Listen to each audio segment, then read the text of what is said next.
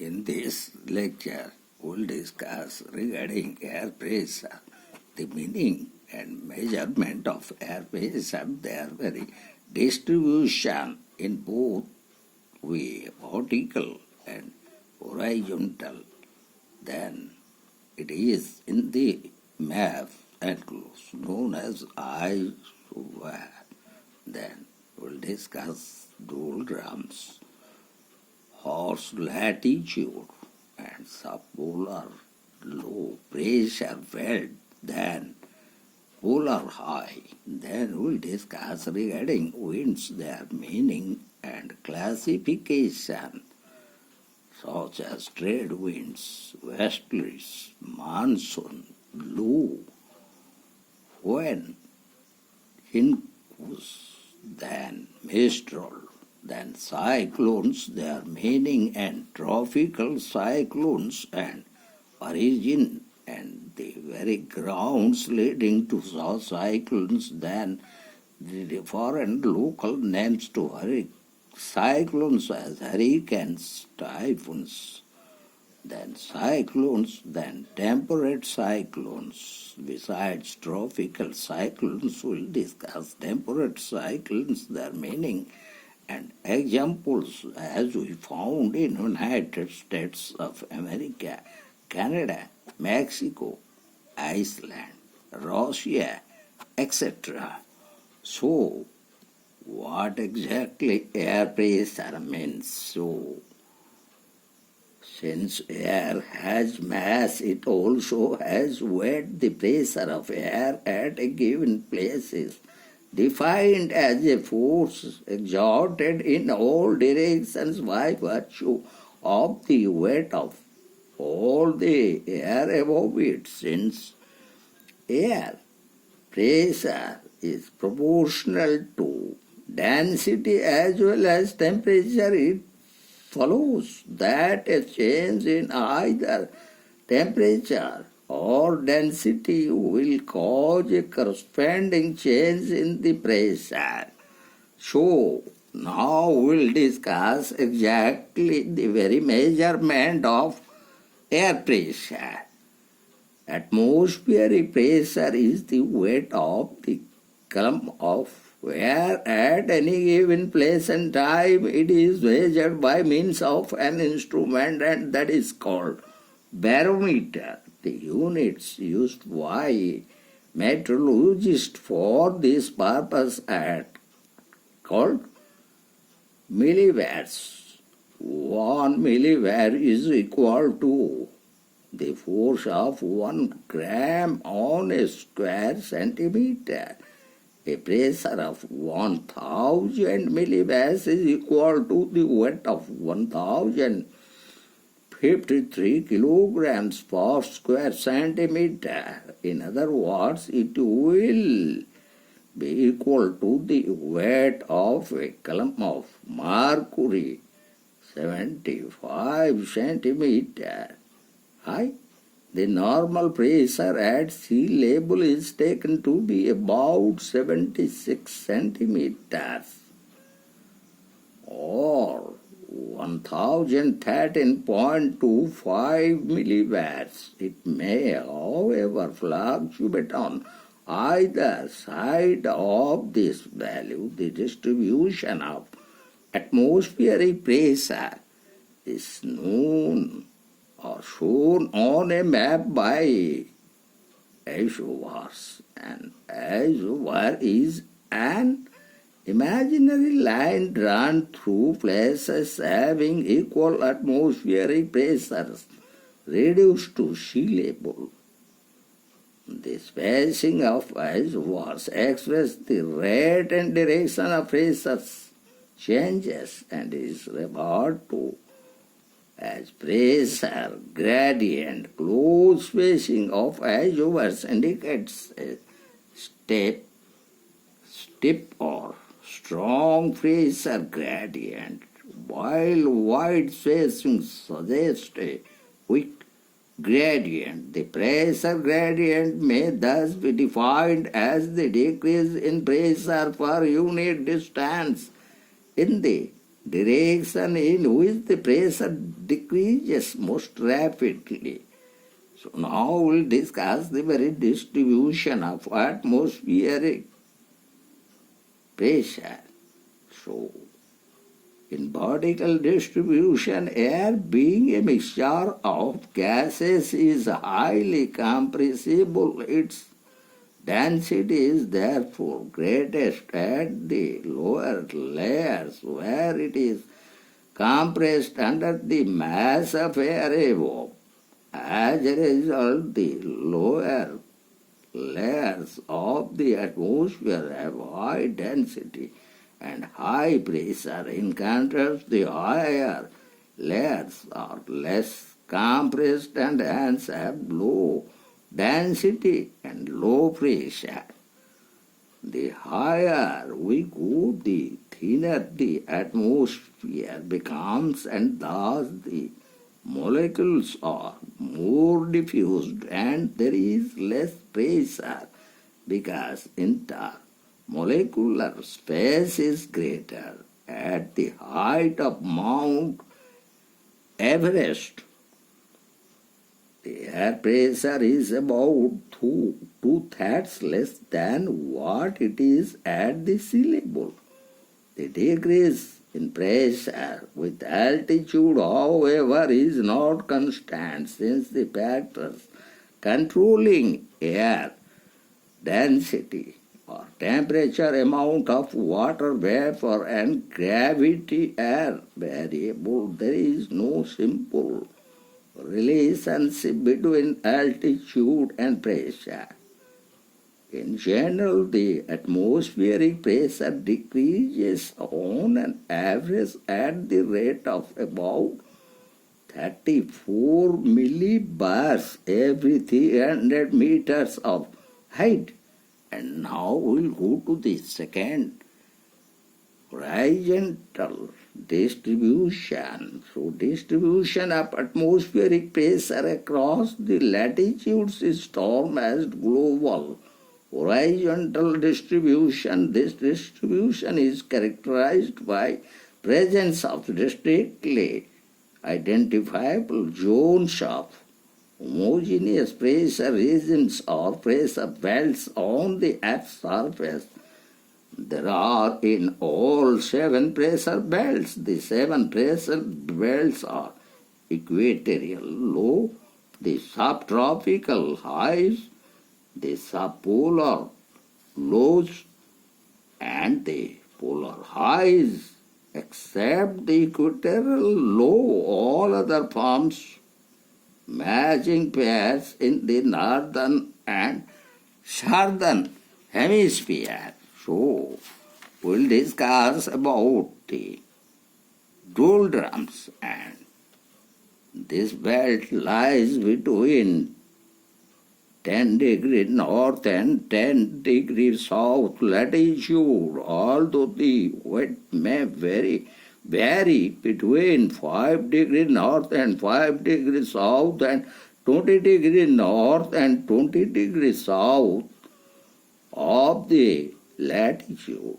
Due to intensity, air gets warmed off and rises over the equatorial regions and produces the equatorial low pressure belt. This belt is characterized by extremely low pressure with calm conditions. Surface winds are generally absent, since winds approaching this belt begin to rise near its margin. Thus only vertical currents are found. This belt happens to be the zone of convergence of trade winds from 2 hemispheres. From subtropical high pressure belts, this belt is also called the doldrums because of the extremely calm air movements. And the second one is subtropical high pressure belt or horse latitude. The subtropical high extend from near to tropics to about 35 degrees north and south. The high pressure along this belt is due to dense of air coming from the equatorial region which descends after becoming heavy. The high pressure is also due to the blocking effect of air at upper levels because of the Coriolis force. The subsiding air is warm and dry, therefore most of the deserts are present along this belt in both the hemispheres. The descending air currents feed the winds blowing towards adjoining low pressure belts. A calm condition with variable and feeble winds is created in these high pressure belts called as latitudes. In early days, the sailing vessels with a cargo of horses found it difficult to sail under such calm conditions. They used to throw horses into the sea when fodder ran out. This belt is frequently invaded by tropical and extratropical disturbances, and the third one is the subpolar low pressure belt. This belt is located between 45 degrees north and south latitudes and the Arctic and the Antarctic circles. The low pressure exists along this belt due to ascent of air as a result of convergence of westerlies and polar easterlies. During winter, because of a high contrast between land and sea, this belt is broken into two distinct low centers, one in the vicinity of Aleutian Islands and the other between Iceland and Greenland. During summer, a larger contrast results in a more developed and regular belt. Also due to a great contrast between the temperatures of the winds from subtropical and polar source regions, cyclonic storms or lows are produced in the region. And the fourth one, that is the polar high. The lowest temperatures are found over poles which cause subsidence of air and hence the polar highs. The polar highs are small in area and extend around the South Pole and North Pole. So now we'll go to another important aspect that is relating to atmosphere is winds. So the very meaning and classification of winds is our concern. So in that connection we discuss about the very meaning of wind.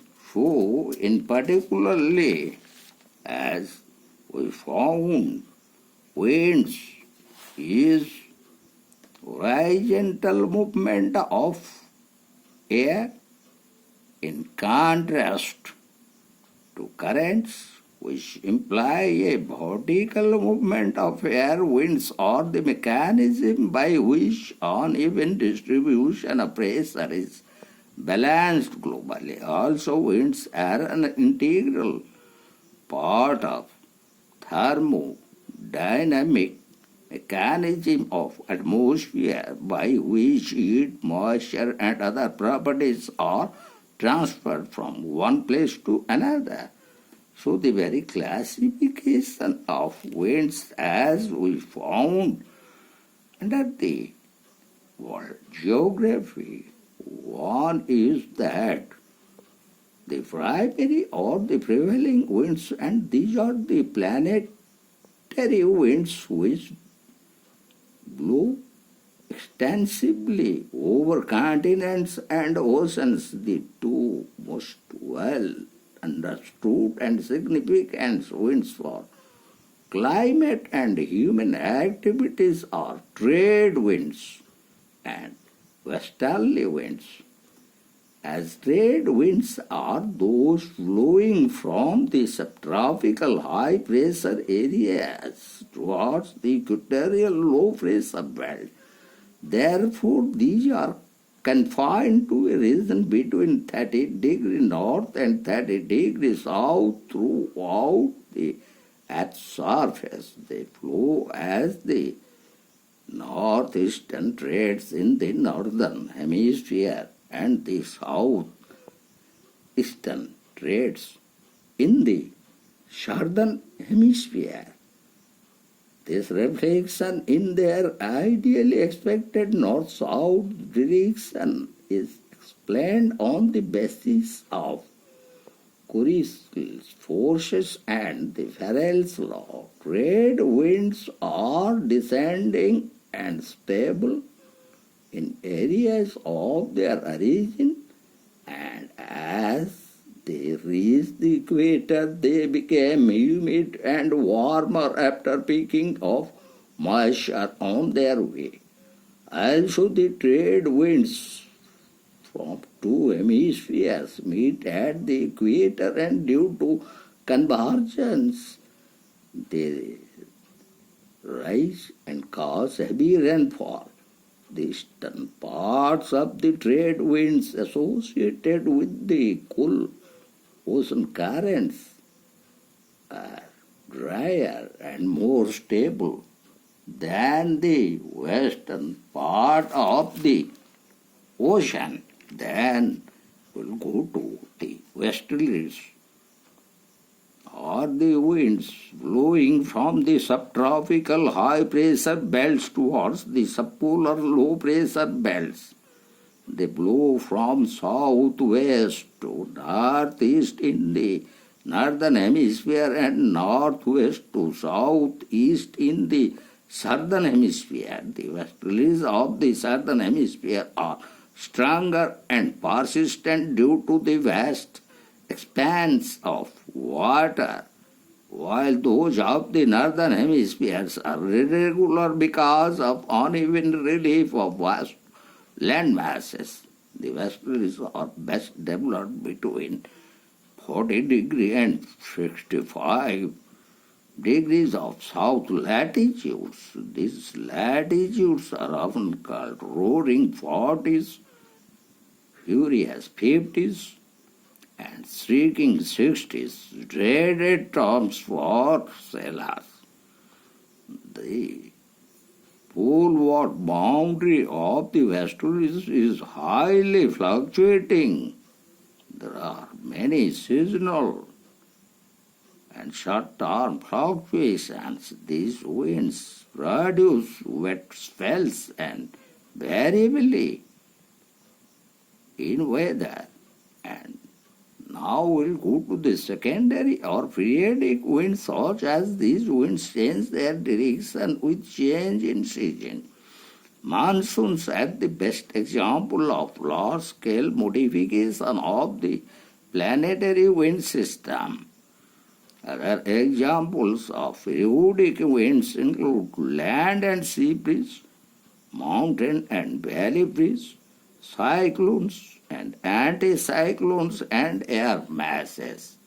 So, in regards to monsoons were traditionally explained as land and sea breezes on a large scale. Thus, they were considered a conventional circulation on a giant scale. The Asiatic monsoons are characterized by seasonal reversal of wind directions. During summer, the trade winds of southern hemisphere are pulled northwards by an apparent northward movement of the sun and by an intense low pressure core in the northwest of Indian subcontinent. While crossing the equator, these winds get deflected to their right under the effect of Coriolis force. These winds now approach the Asian land mass as southwest monsoons, since they travel a long distance over a vast expanse of water by the time they reach the southwestern coast of India. They are oversaturated with moisture and cause heavy rainfall in India and neighboring countries. During the winter, these conditions are reversed and a high pressure core is created to the north of Indian subcontinent. Divergent winds are produced by this anticyclonic movement which travels southwards towards the equator. This movement is enhanced by the apparent southward movement of the sun.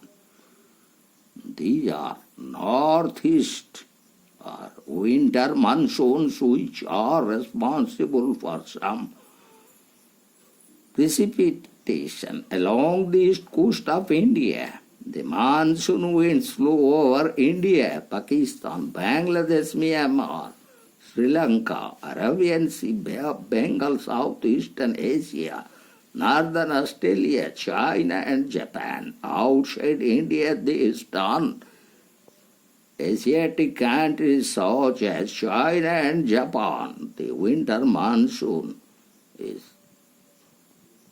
stronger than the summer monsoon. So, besides that, another factor, that is the tertiary or local winds. The local differences of temperature and pressure produce local winds. Such winds are local in extent, are confined to the lowest level of the troposphere. Some examples of local winds are discussed below.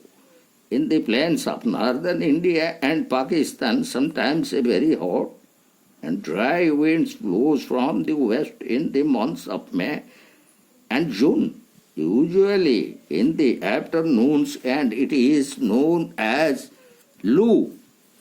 The temperature invariably ranges between 45 degrees centigrade and 50 degrees centigrade. It may cause sunstroke to people. And the second one is Fuan. Is a hot wind of local importance in the Alps. It is a strong, gusty, dry and warm wind which develops on the leeward side of a mountain range as the windward side takes away whatever moisture there is in the incoming wind in form of orographic precipitations. The air that descends on the leeward side is dry and warm.